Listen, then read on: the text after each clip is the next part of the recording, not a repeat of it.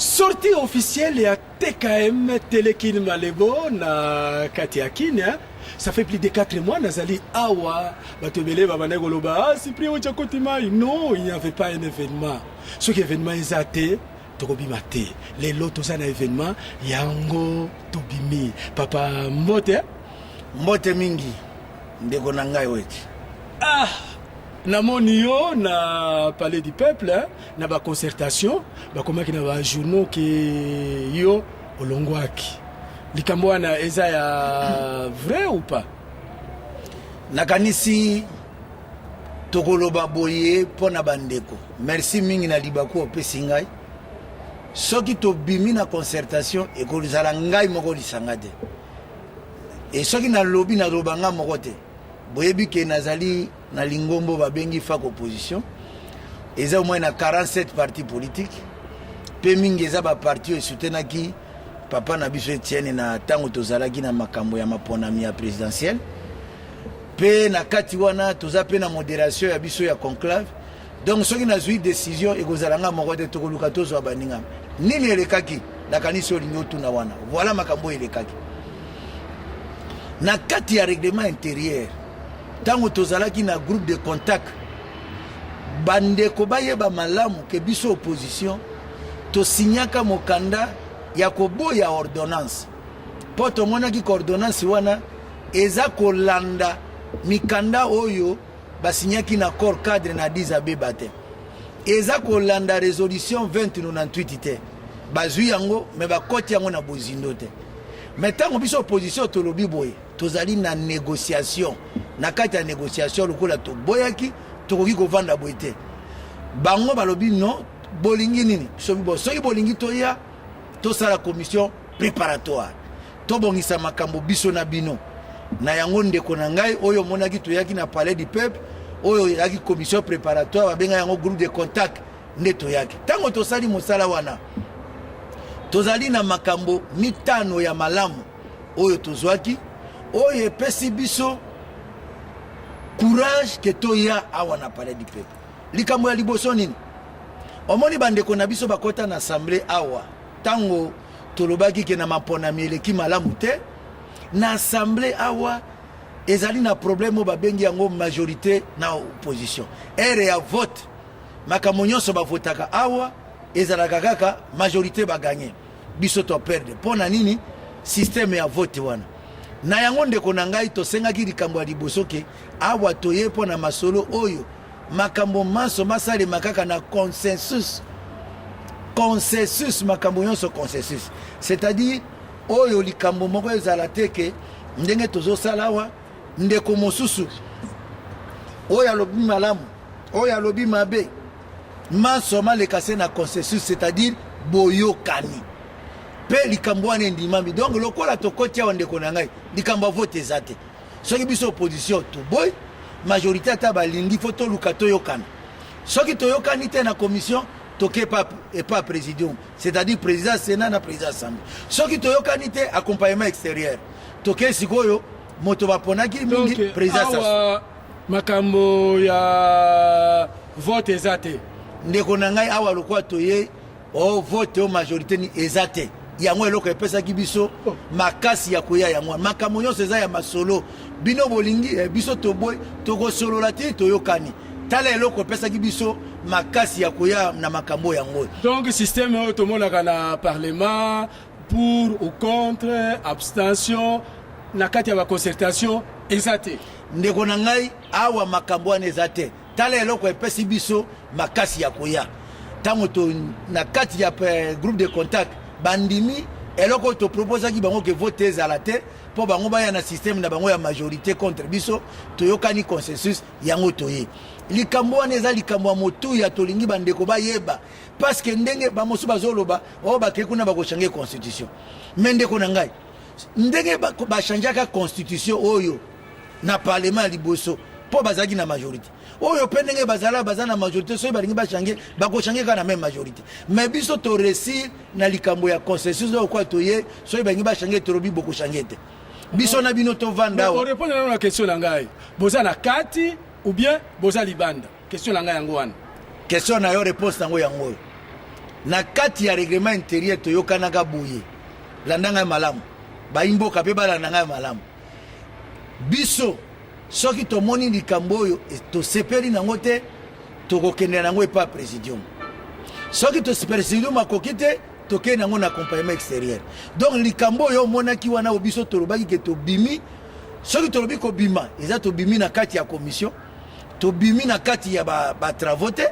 tobimi na kati ya commission mpo tokende na présidium sikoyo ndenge nga nao tozoloba tozali na banégociation entre biso na bandeko ya présidium c'est-à-dire président sénat na président ya assemblée nationale soki na comprendre toko expliquer yango na math moderne donc vous êtes dans l'ensemble ezalaki na sous-ensemble bobimi na sous-ensemble mais bozakaka na kati ya ensemble c'est-à-dire tozali na kati ya masolo po biso tondimaki ke toya na masolo oyo po na makambo toyebi ke mboka na biso ezotambola te mboka na biso eza bloqué mboka na biso eza na problème ya leadership mboka na biso eza na bitumba mboka na biso eza na problème ya légitimité mboka na biso eza na bainstitution ekomi fait mandat mboka na biso ya makambo ebele en tant que baleader responsable tokoki kovanda na ndako te donc awa toye comme makambo nyonso ya consensus moto akobangisa moninga aza te biso kokima bango te toye mpo na biso na bango masolo mais ntango tomonaki na commission ke eza mabe tobimi ne libanda ya commission tovandi tozozela présidium. Merci beaucoup to comprendre que babimaki kaka na sous-ensemble baza na kati ya ensemble po ba apporter moi pierre na édifice po mboka na biso ekende liboso papa ba imboka ke makambo yango nano esili te toza na masolo siko na présidium ndenge tozali soki toyokani na bango te te lendi tozokende wana présidium akosala nini actionner accompagnement extérieur c'est-à-dire akopesa makambo yango ya motuya epa na président Sassou pour que biso na ye toyebele koni tokosala po likambo yango eza likambo motuya bato ebele babandaki koyeba te donc président Sassou ye mpe aza na kati ya masolo nalingi na pose yo deuxième question papa est-ce que oyebaka origine ya guerre ya est ya République démocratique du Congo pourquoi les Rwandais se battent chez nous papa guerre wana na commission na biso masolo ezoleka kuna yango wana les causes ya guerre bakozi mosusu ezali ya mboka na biso eza mboka motuya mais il y a aussi des raisons politiques raisons politiques pouvoir oyo bato baogere biso awa baza mpe na baaccord basinya na bato wana bazorespecte yango te likambo wana mpe fo toyebaka yango baza na baaccord basinya ya mibale pouvoir oyo eza kogere biso awa eza pouvoir ya langage mibale on dirait baza na bato wana on dirait bazana ba congolais ezo sala biso passe toza ko doit ba raison moko ba cause ya guerre pe parmi ba éléments kuna pas na biso na commission de mobilisation parmi ba éléments na biso o ba groupes armés mais ba groupes armés wana yonde ko na ngai ba imboka bayo kabiso ba groupes armés wana lelo yo pouvoir à Kinshasa azana ngambo kuna zo solola na M23 ba groupe armés ezebele mais ce qu'on moni ndenge bazo lengela ka M23 lelo tongi to sala soki combien de mois mbongo ya l'été zobima bazaka na M23 basololaka nini soki tolobi toyeba masolo na bango oh non awa tozo sala bo pourquoi toyeba te biso tolingi bitumbo ane sila ba groupe pe za ebele tozali na makambo elekaki na baba Kongo po na makambo ya BDK budi udia Kongo toza na makambo ezoleka na Équateur ndenge likai po na baengele toza na makambo wana to ebele il faut to vanda bongo ndenge ni tokosala lisanga yango lingomba yango awa ndenge toye sans que bandeko wana bango moko bao bazana ba problème bazala ndeko na ngai eloko tozo sengana ezelo kwa motuya bango balingika toki makimambangu boy on dirait toza na site non biso toye ko accompagner congrès ya PPRD te congrès MPT tozali bato ya opposition toye wana intérêt ya mboka poto mona clair toye te pona makambo ya accompagnement na bango jamais tokosenga na bandeko bayeba ke biso toya pona boite toya wa pona mosala malamu population lelo ba étudiant ba jeunesse bato tu bayeba ke bato bakekuna po bamona ke changement ezali soki ezali te okomona oyo tokosala ya kovanda pona mais répondre la question nanga été papa pourquoi les Rwandais se battent chez nous en 1997 au mois d'avril j'ai été obligé de quitter le Rwanda. À l'époque, j'étais député à l'Assemblée nationale de transition pour le Parti socialiste rwandais. Mais quelques mois avant, j'ai eu l'occasion, c'est peut-être une chance, d'assister à une séance au cours de laquelle l'ancien président de la République, Pasteur Bizimungu, est venu nous expliquer les raisons pour lesquelles l'armée rwandaise était au Congo, au Zaïre à l'époque.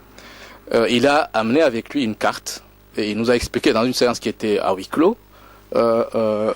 jusqu'à quel niveau le Rwanda précolonial pouvait être délimité. Et donc il a montré qu'une partie du territoire du Congo actuel, d'après lui, revenait au Rwanda. Il a même parlé plus tard à la presse de la nécessité d'une seconde conférence de Berlin. Ce ne sont pas des fictions, ce sont des déclarations politiques actées. Deuxième chose, en 1998, j'ai eu l'occasion de discuter avec des diplomates ici à Bruxelles et des académiciens, des universitaires belges. Des deux types de discussions que j'ai pu avoir, il y a au moins un académicien, un universitaire belge qui a parlé de la nécessité de l'établissement d'un État tampon entre le Rwanda et le Congo, comme solution, d'une part, à l'instabilité du Kivu, et d'autre part, à l'instabilité du Rwanda. L'État tampon devra servir à absorber le trop-plein de populations rwandaises qui ne peuvent pas trouver de la place au Rwanda. C'est un projet qui existait depuis avant la colonisation. C'est pas une fiction. Il y a eu un mouvement, un organisme précolonial qui a été, colonial, qui a été mis en place par la tutelle belge pour transférer de façon organisée des populations du Rwanda vers le Congo. Donc c'est une chose qui est là, qui existe. Récemment, et c'est le dernier mot que je vais dire, un diplomate belge a parlé, je ne vais pas dire son nom, je suis désolé, je ne peux pas révéler quel est son nom, a parlé de façon univoque, donc sans équivoque, de la nécessité pour l'opposition rwandaise d'envisager le fait de prendre part à un projet de création d'un État tampon. Donc ce qui veut dire, ce sont des choses réelles, ce ne sont pas des fictions. Maintenant, il se peut que ces projets échouent, il se peut que ça n'aboutisse pas. Ce ne serait pas la première fois que ces projets de balkanisation de l'Afrique échouent. Et honnêtement, les FDU sont totalement défavorables à ce type de projet. Et ici, je les dénonce avec force. Honorable, Toti Kolanda documentaire, réaction na yo. Réaction, il y a biso ezali, réaction, il y a pasi, il y a mawa. Il y a komona ke bande kona biso wana ya Rwanda. Olandi premier ministre na bango ya kala na ba député wana ndenge bazoloba ke bango na mboka na biso ba ye bien sûr Rwanda ya koluka richesse ya mboka pe azali na makanisi mabe ya kotala ndenge nini ya kozwa etate ya mboka na biso ekoma epa na bango ezali kambo ya pasi yango mwana mboka bemba to comprendre pona nini balukela kai makambo bakende ko China esika ya pasi ya koloba ke